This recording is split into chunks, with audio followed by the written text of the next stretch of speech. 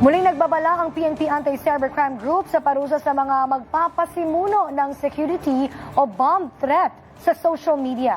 Yan ay matapos kumalat ang bomb threat comment ng isang 18-year-old sa social media post ng isang paaralan sa Bulacan kung saan lumalabas na trip-trip lang daw ng suspect ang pahayag at nakikiride lamang sa mga kasalukuyang pangyayari.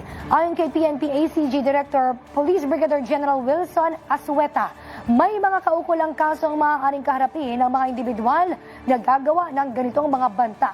Kabilang na rito ang paglabag sa PD 1727 o Anti-Bomb Joke Law.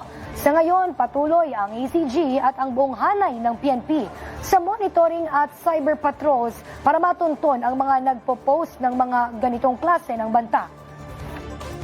Dito ay isang ordinaryong biro kasi ito ay nakakapag-affect sa ating mga daily operations, business, education activity. So marami ang nahamper na activity.